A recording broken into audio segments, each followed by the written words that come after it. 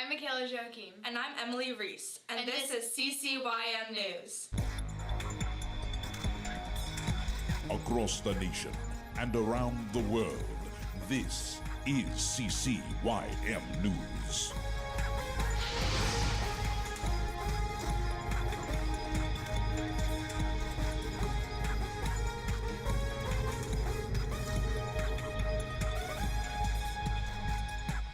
Now we have a special CCYM interview with our new Bishop, Marcus Matthews. Take it away, Nick. Hi, I'm Nick Poole, president of CCYM, and I'm here with Bishop Marcus Matthews here at John Wesley United Methodist Church here in Baltimore. Nice to meet you, Bishop. It's good meeting you also, Nick. Now, Bishop, one of the first things that you have done after coming to our conference is schedule listening sessions. Why do you think that this is important? Nick, thank you for that very good question.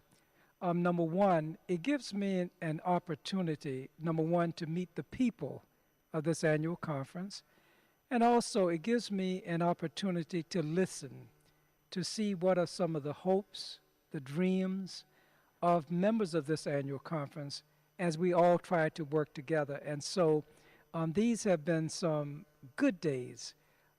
I think you are aware that we have completed now 6 districts, and we have seen over 1,000 persons, and none of them have been timid. They have been giving me suggestions, and all of this information will be used to prayerfully help us discern where God is moving this annual conference. Now, this is the 3rd Episcopal area that you've been appointed to. What do you find unique about this area? I think out of the 3 areas that I've been privileged to be the Episcopal leader, one of the differences here would be its diversity. This is one of the most diverse annual conference in our connection. As you know, Nick, there are 50 U.S. annual conferences, and this is probably the most diverse in terms of ethnicity. When we look at our clergy, in terms of gender, and so there's a lot of richness here. And I think the other unique thing that we're very proud of as members of the Baltimore-Washington Conference is that we're the home of where Methodism got its start. And so there's a lot of rich history here. And so it's good to be in this part of God's world because of those factors. What do you like most about this area? There are a lot of things I would like to say. I like, number one, the rich history that we have. I think we have some excellent clergy and lay leaders in this annual conference. I think that we have some excellent ministries that I'm very proud of in this annual conference.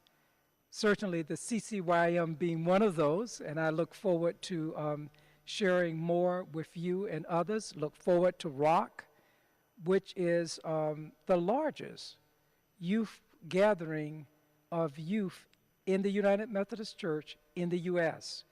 And so there are a lot of things that I'm very, very proud of, that being probably the number one.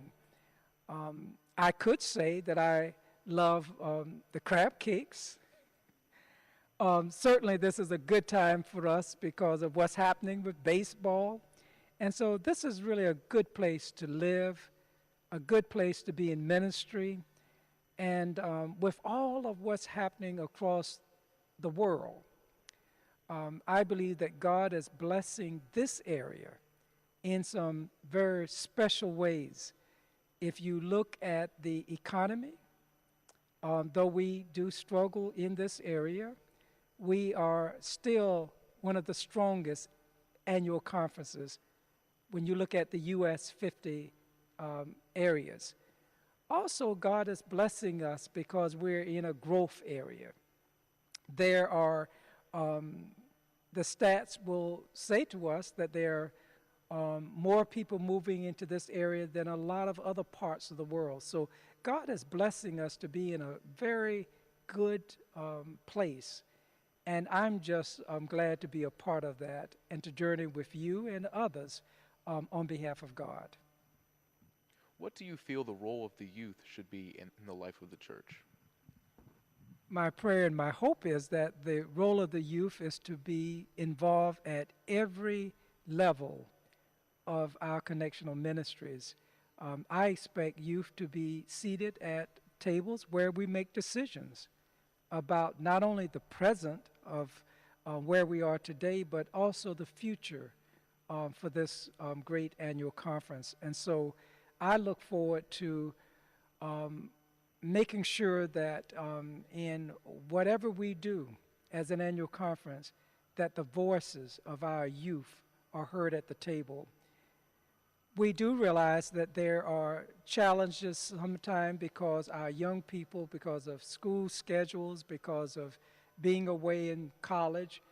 But I would hope because of the use of technology, we will discover ways to use that if need be, to have the voice of young people heard at the table where we make decisions in the life of this annual conference. It is very important, not for the future, but for today that we do that. Thank you, Bishop. This has been a CCYM News Report.